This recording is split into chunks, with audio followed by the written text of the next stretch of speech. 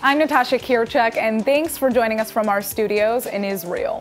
Coming up in today's newscast, President Trump gives the Palestinians a massive ultimatum. It looks like Delta Airlines is being sued for anti-Semitism. And we hope you like dogs because they're literally taking over Tel Aviv. Stay tuned for the latest news in Israel.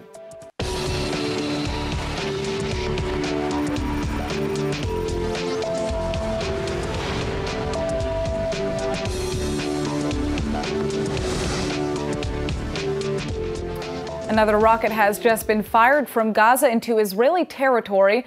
The rocket has struck an empty field in southern Israel, and no injuries or damage have been reported. But the army has just launched a counterattack against Hamas military targets in the Strip. The back-and-forth exchange of rocket fire and then IDF retaliation has been consistent for several weeks now. The attacks ramped up immediately following President Trump's bombshell recognition of Jerusalem as Israel's capital, and clearly they aren't fizzling out.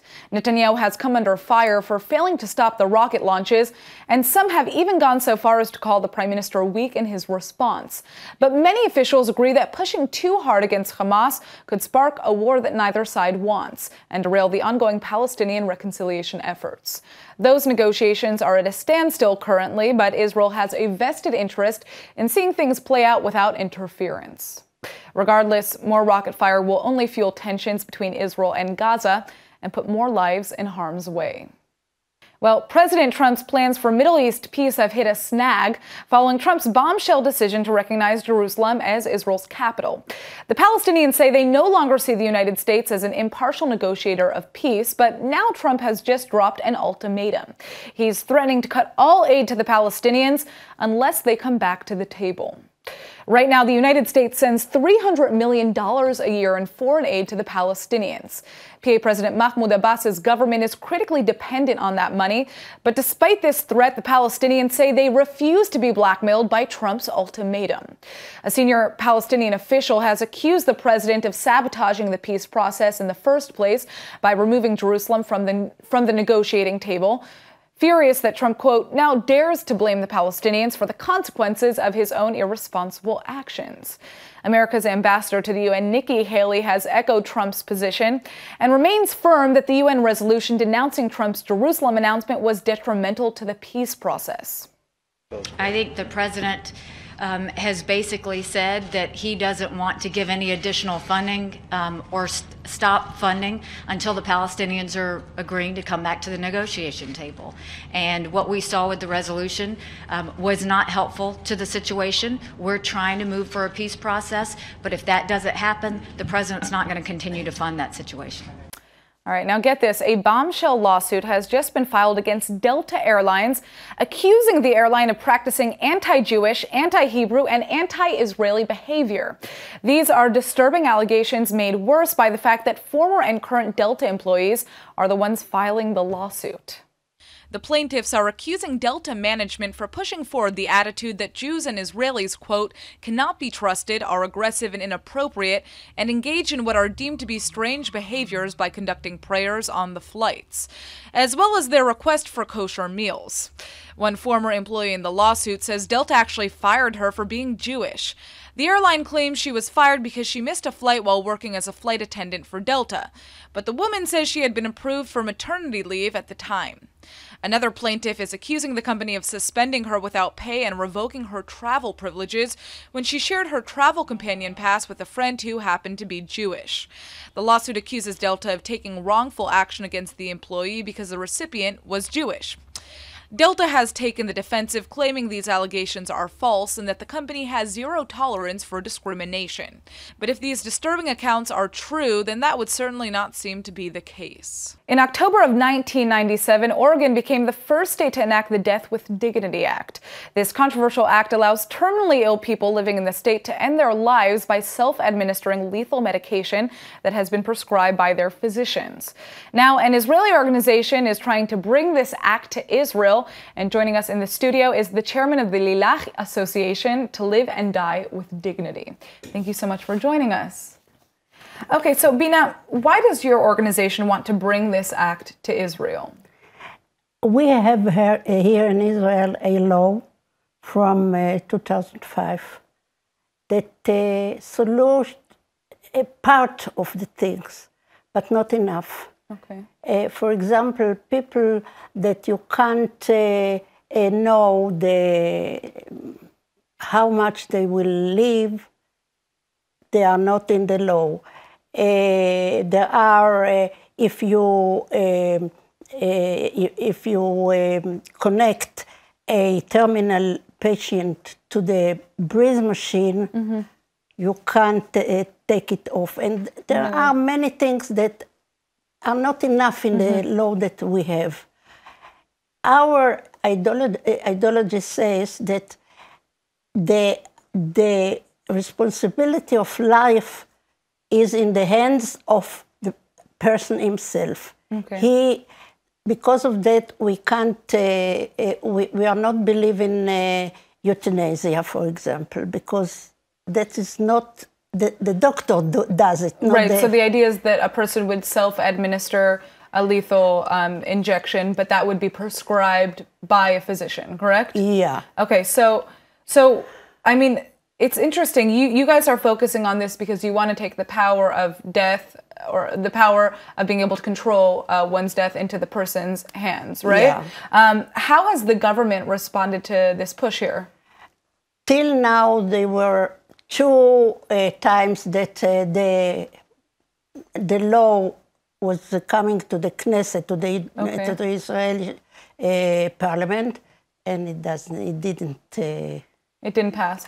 Well, I'm assuming one of the main concerns is that how, doctors don't always know how to really determine how long a person is going to live when they're terminally ill, correct? There are illnesses that they can say about it, but not in every. For example, ALS is an illness that every person has its own time. A doctor can't say how much time he has to live. And because of that, it isn't a terminal ill, of course, but it doesn't come into the law. All right. Well, Bina, thank you so much for joining us and telling us about, the work that your organization is doing. It's a controversial issue, so we're going to have to see how it plays out here. Thank you. All right. For the average Israeli citizen, the idea of just buying a plane ticket and flying into Syria, well, that pretty much sounds like a death wish. But that's exactly what Israeli journalist Jonathan Spyer has just done. And that's not all. He even met twice with a top Syrian minister while he was there, all under the guise of traveling with a British passport. Given the fact that Syria sees Israel as one of its biggest enemies, a trip like that should have been a suicide mission. But Spyer has lived to tell the tale of how he was able to get into Syria and remain in the country unharmed, which according to him is all thanks to the gross incompetence of Syrian authorities. Spyer was actually able to interview Syrian ministers and access high-security areas by joining a propaganda trip. Ironically, Spyer says that while fear of Israeli infiltration is a constant topic in Syria, everyone talked about it too much to realize that an infiltrator was sitting right next to them. Spyer actually met not once but twice with the minister responsible for securing Syria's borders. Syrian President Bashar Assad has learned of those meetings and immediately fired the minister from his cabinet. Spyer is well aware that he's lucky to be alive, but says journalists have a duty to take certain risks. This is actually his 8th or 9th trip to Syria. Israeli Prime Minister Netanyahu is set to visit India in less than 2 weeks, but that trip may be soured slightly because India has just called off a massive defense deal with Israel's military, a deal worth $500 million. ILTV's Aaron Porras is here with the details on this story. So, Aaron, why did India cancel the deal? There are actually a few reasons for that, but chief among them seems to be the fact that India has been purchasing a lot of arms from Israel over the years, and they've been flooding their market, and they're afraid to overflood the market, which they kind of already have, thus removing all the value, from their own economy and business away from their own military companies. Tech. So this doesn't have anything to do with politics, you would say? I don't believe it does. It doesn't seem to be political in nature. Israel and India have been enjoying very close relationship over the last few years, and as you just acknowledged, Netanyahu himself in the coming weeks is supposed to go to India for a visit. Right, so the Indian Prime Minister was also here in Israel as well, not so I long don't think ago. it's so political. So will India be purchasing anything in the end? Yes, they will be. They They have officially canceled that $500 million deal, and so obviously Israelis are not as happy with anything less, but I'll tell you more details about what they will be purchasing in my report right now. Rumors that the deal had fallen through began to swirl as early as last November, but now India's Ministry of Defense has finally confirmed it. The agreement originally committed India to purchasing $500 million worth of Spike anti-tank missiles from Israel's Rafael military defense company, and the deal was to include some 8,000 missiles and over 300 launchers. But now, Indian officials say the purchase of so much Israeli tech would have disrupted the country's own weapons development programs. Relations between Israel and India have been warming up over the last few years, with Israeli weapons contracts often at the center of that friendship. The cancellation of this massive contract, however, is certainly raising a few eyebrows, with many wondering just how committed India really is to ties with Israel. India's defense ministry has confirmed that it will go ahead with a smaller purchase amounting to $70 million of Israeli military technology. But needless to say, Netanyahu will have a lot to talk about when he meets with Indian Prime Minister Narendra Modi in just a few short weeks. Israel's education minister has just pitched a new plan to pump massive dollars into pre-army programs. The initiative would boost high school students' enrollment in courses and activities that prepare them for enlisting in the IDF, but more specifically in combat units. Right now, thousands of Israeli high schoolers participate in some kind of army prep program. But Education Minister Naftali Bennett is seeking to pump $23 million worth of government funds into these programs in hopes of doubling enrollment. The idea would be a joint cooperation between the school systems and the Defense Ministry. It would also increase the number of schools that participate in Gadna Week, which is a week of actual army simulation that gives Israeli teens a taste of what to expect in the IDF. Several programs which help at-risk teens and Ethiopians successfully assimilate into the army will also benefit from this aid package. Bennett has announced this initiative with great enthusiasm, saying, "In the 70th year of the state, service in the IDF is not only an ordinary civil obligation, but also a great privilege and a top national mission." Speaking of pre-army programs, coming into the military is an obligation here in Israel, but it certainly isn't easy. Joining us now in the studio is Stav Gil, the head of a pre-military preparatory program that's on a mission to make sure every young Israeli is ready for a successful service. Thank you so much for joining us. Thank you for having me. All right, so tell us a little bit about what your organization does. Okay, so our organization is a unique program that would like to promote the leadership, the new leadership in Israel, and we would like to rebuild the society in Israel. So in the army in Israel, you have people coming from all different backgrounds, and many of them start out together in basic training, right? So there are a lot of kind of new realities that young soldiers are facing. What are the challenges that many young people face when they go into the army that you're trying to deal with? We're trying to deal with the diverse society of Israel and trying to build bridges from different backgrounds of from our participants in the program. So an example would be, let's say, soldiers of Ethiopian descent, of Arab descent, of Jewish descent, and how are you bridging those gaps? Okay, so this kind of year make them moving from a position to the second position by dialogues, by building communications equalities and abilities, by volunteering in our society and get to know each other better. Interesting. Okay. Now, how many young people are involved in this program so far? How many years has it been running? This is the second year that we ran. Actually, in the next year, which we right now choosing, we have unfortunately too much people. We have 600 candidates, and we would like to choose only the 42 matches. So it's a competitive program to enter, essentially? Unfortunately, yes, because we're talking about leadership, and the program is it costs a lot of money, and we have to invest it in the best way that we can. Well, and I can imagine, you know, the training that these young people are receiving goes well beyond the military as well, because, you know, afterwards, everybody goes to university and needs to find a job. So do you focus on after the military also? Also, definitely. We would like to prepare them to the civil life in Israel, about being social and make the right choices. And we want them to be in the highest places that they can get, yes. to understand their full potential. All right, beautiful. Well, Stab, thank you so much for joining us and telling us about this program. Thank you. All right. Israeli police have confirmed what many already believed to be the case. In 2017, cell phone use while driving was the #1 cause of car accidents in the country. That is a staggering number, made even more tragic by the fact that 362 Israelis were killed on the road last year. Police say enforcement of cell phone-related offenses such as texting or talking without a Bluetooth while operating a vehicle was boosted by over 50% last year. But regardless, these potentially avoidable deaths still numbered in the hundreds. Traffic police want to become even tougher on cell phone offenses in the future in an effort to deter the deadly trend. So just remember, sometimes traffic cops are only strict because they're trying to keep the roads safe. And the best way to avoid a ticket, or worse, is to simply leave your phone alone while you drive. We always joke that people are practically stumbling over major archaeological finds here in the Holy Land. Well, now a group of Israeli first graders have just found possibly one of the craziest discoveries of all. A 10,000-year-old flint knife, which experts now believe is the earliest known evidence of human settlement in the region. The discovery was made as part of a classroom exercise, which brings the first graders outside all year to connect them to the land's historical and biblical roots.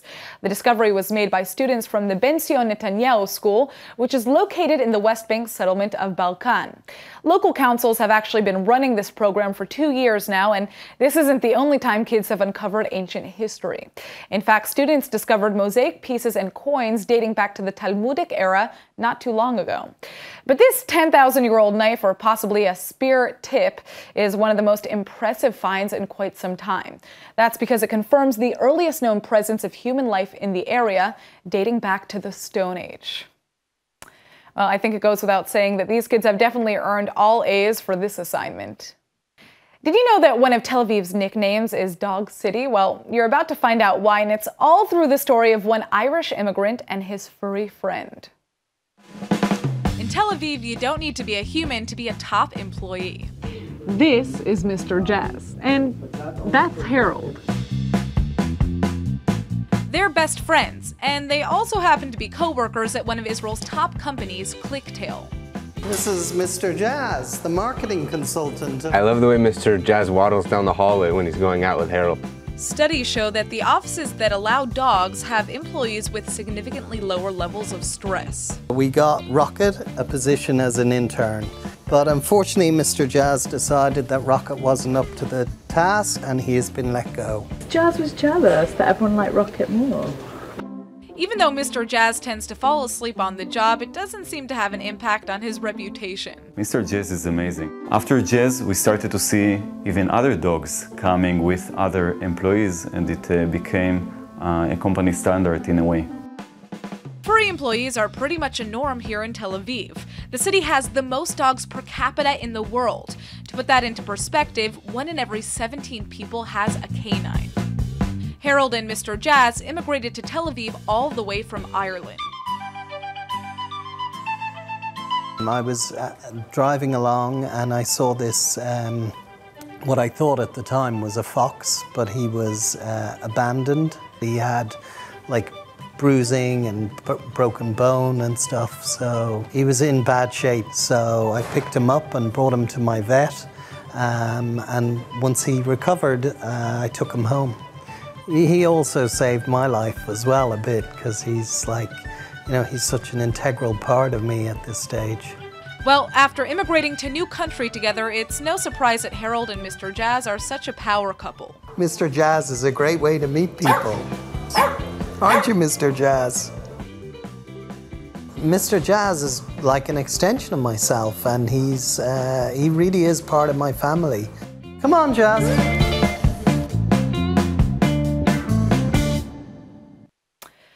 Well, more than 250,000 lives are lost annually because of severe medical errors. Many of these errors are caused by the lack of data regarding what happened during the emergency time between when a person was injured and then taken to the hospital. Joining us now in the studio are the co-founders of Aorta, a new company that wants to tackle this issue. Hagi Erez and Or Targonik, thank you for joining us. I almost lost you on the name there. All right, so what does your company do? What is the problem that you guys are tackling? So the problem we are tackling is exactly what you said. Medical errors is the third leading cause of death in the States. More than 250 people die each year in the US alone for medical errors. And the interesting thing is that 80% of medical errors are caused by miscommunication during the transfer of the patient. From the field to the hospital, to the ambulance, from the ambulance to the ER. Well, I mean, it's obviously a very hectic situation to be in the first place, so that's understandable. But you guys have found a solution to kind of tackle this issue, right? What is the solution? So now, what happens is that the ambulance arrives to the hospital and then transfer the patient to the ER physician and then stay in the parking lot for 15 minutes, 20 minutes to fill the medical report, which is mandatory. It must be filled. Yeah. So this is a waste of time. The report is useless. The information is missing or inaccurate. They already forgot everything. So how does the device work? Okay, the caregiver arrives to the scene. He puts a bracelet, a smart bracelet on the patient's hand. The bracelet starts tracking the vital signs of the injured, blood pressure, heat, all the necessary data, stuff. In parallel, he starts reporting about the treatment that he's doing, hands-free. Amazing. He's talking. The voice goes through the mobile application of the caregiver to Aorta's cloud. In the cloud, the voice is translated to text. And when the patient arrives to the hospital, receives all that information. Amazing. Exactly. How did you guys come up with this idea? The idea started from my college, FECA. I was studied there medical engineering, and there was an accelerator program there, and then I met Hagi there as a mentor. He chose me after a few presentations, and then we got up together and we we wanted to get this idea as a reality. And we even got a grant for the Israeli Authority Innovation Center. Amazing. Yeah. Well, I mean, obviously this is a device that could save hundreds of thousands of lives, so hopefully it's going to work out and you're going to have it functioning soon. I know that you're still looking for investors, and for those who are interested in learning more, please email Hagi. His email is hagi.erez@gmail.com. There we go. All right, thank you so much for joining us. Thank you very much. Last month, we talked about Jerry Seinfeld's trip back to the Holy Land, this time with his family. Well, he's here, and it looks like he took a break from his comedy tour to make a very interesting stop. ILTV's Emmanuel Kadosh has the details. Thanks, Natasha. Well, earlier this week, TV legend and comedian Jerry Seinfeld paused his Israeli comedy tour and checked out an Israeli Air Force base for a quick visit. Of course, you can't make a stop like that without grabbing a photo or two, right? Check out the rest of the details in my report. Last month, headlines broke the news that legendary comedian Jerry Seinfeld would be gracing Israeli stages for 2 shows at the Menorah Mivtachim Arena right here in the Holy Land. Well, looks like Seinfeld scheduled himself a little break from the tour. The master of his domain has just toured the Ramon Air Force Base with Squadron 119. According to the IDF spokesperson unit, Seinfeld even got some one-on-one time with a few soldiers and heard about the personal story of a combat navigator serving in the squadron. Of course, no celeb could say no to a quick photo op on base, which the IDF has just shared on Twitter. This wasn't Seinfeld's first time in the Holy Land, but it was for his family that joined on tour, which is why they went full tourist and stopped in Jerusalem, the Dead Sea, and Masada along the way. Seinfeld was even spotted grabbing falafel at one of Tel Aviv's top hummus joints. He may be one of the funniest, most well-known celebs in the biz, but hey, he knows how to eat like an Israeli. And now for our Hebrew word of the day. Well, we just introduced you to Mr. Jazz, the cutest employee you've ever seen. So today we're talking about palvati, which is how you say furry in Hebrew. Typically, I'm 100% for all things palvati or furry, whether it be an especially palvati dog like Mr. Jazz, a palvati kitten, or a super cuddly and super palvati panda. I'm all for it. After all, everything is better when it's more palvati.